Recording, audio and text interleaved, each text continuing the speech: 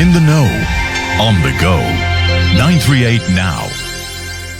938 Now. LTA Traffic News. Okay, so early in the morning and we have an accident in Woodsville Tunnel. That's towards Upper Serangoon. Do avoid the left lane, or rather lane 1 there. And that's about it for traffic news for right now. 938 Now. Weather. Well, today it's going to be generally fair, except for showers mainly over the eastern parts of Singapore in the early afternoon. Now, temperatures will range between 25 to 33 degrees, relative humidity staying between 55 to 95%. This weather report is brought to you by Mitsubishi Electric. Mitsubishi Electric StarMax Aircon saves you energy and money, is easy to clean, and is the quietest. Leading today's conversation. In the know, on the go. This is your morning fix on 938 Now.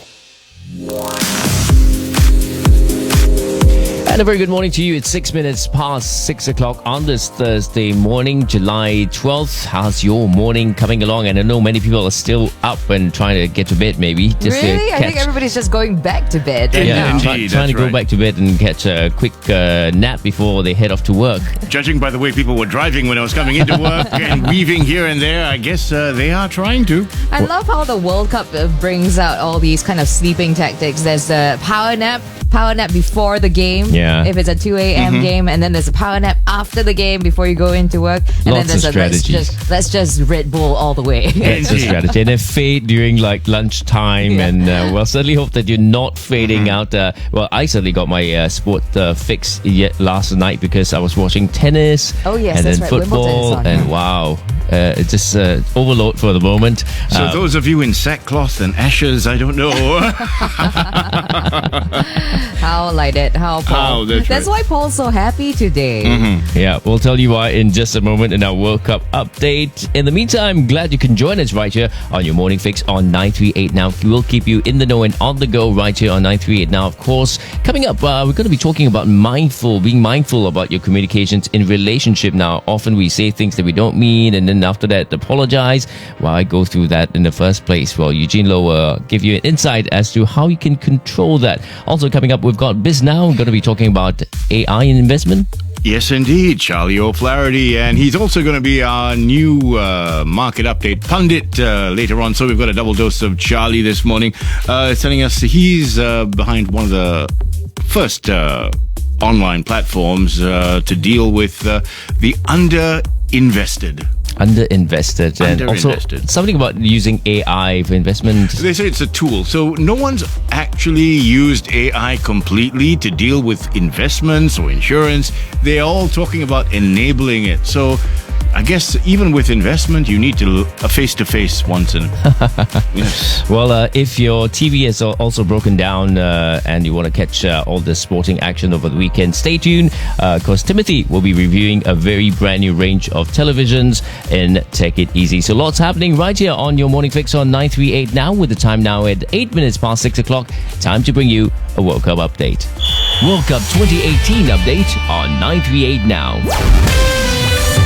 And a very good morning and welcome to your World Cup update right here on 938 Now. It will be Croatia versus France on Sunday for the title as England's bid to reach the first World Cup final since 1966 came to an end. Croatia came back from conceding an early goal to equalize in the second half, and it was the first period of extra time that Mario Mandzukic pounced on Ivan Perisic flick on to slot home what turned out to be the winning goal. Having finished third in the World Cup debut back in 1998, Croatia now have the chance of winning the title. Football pundit Adrian Clark says this was a missed opportunity for England, but thought Croatia was certainly the better side. I've got to say that the longer the match went on, the stronger Croatia became and England got weaker. It wasn't supposed to be like that. Croatia had been to penalties twice. They were supposed to be old. They were supposed to be tired. But they weren't. They finished the better team, and ultimately they did deserve to win the match. It was an absolute killer for England, who started superbly. The first half was fantastic for England. Kieran Trippier scores a worldie from the free kick, and everything England did was really calm, confident.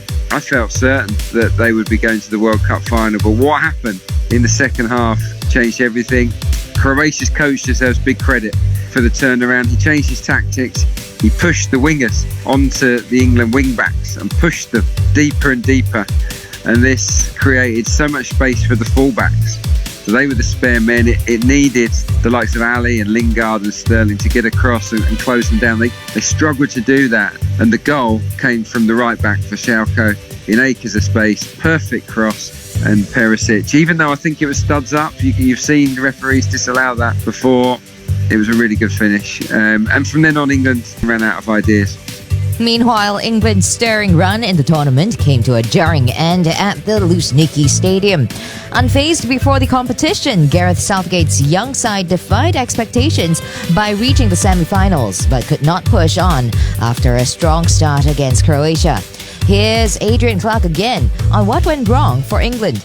The big problem for England going forward was they couldn't get the right kind of service to Harry Kane. It wasn't just in this match, it was in all of the knockout rounds. I put that down to the lack of a really clever passer, a real playmaker in behind.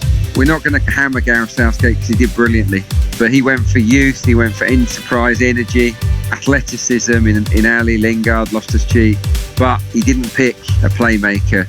Maybe a Wilshere or a Shelvey could have been the guys to unlock the door with those passes slipped down the side of the defenders for Harry Kane, who didn't really get any service. So yeah, the journey's over. Absolutely gutted. But ultimately England were not quite good enough in the end, and I always thought that there was one defensive mistake in this England team. They've defended superbly as a team throughout the competition, but I've never been completely sold on the unit of Walker being a right back pushed into centre half. He switches off for the goal, doesn't he? He doesn't open his body, see Perisic. That was a mistake. Maguire did excellently, but Stones for the winning goal. Now, when you're a defender, you always have to expect the worst. When that ball comes back into the box, unfortunately, Stones doesn't expect the worst. He's daydreaming, he's dozing, and Mandzukic reads it, and boom, it's game over. Curtains for England. So look, lessons to be learned. But Gareth Southgate and the team have done themselves proud. It's been a wonderful, wonderful tournament for them. It's exceeded all of our expectations here in England, but ultimately they came up short. Football pundit Adrian Clark there. Now there's one more match left for England, and that's the third place playoff against Belgium on Saturday. And finally, Russia's staging of the World Cup has set the bar high for the next host, Qatar. So says FIFA Secretary General Fatma Soumara on Wednesday at the meeting with Valentina Matviyenko, Speaker of the Upper House of Russian Parliament. Soumara also asked Matviyenko to convey to Russian President Vladimir Putin's FIFA's profound appreciation for everything that he has done for the tournament.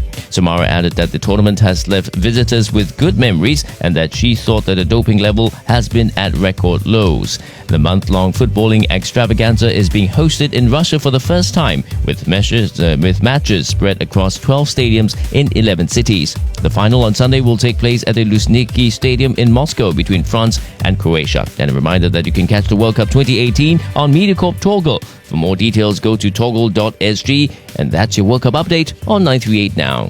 World Cup 2018 update on 938 Now.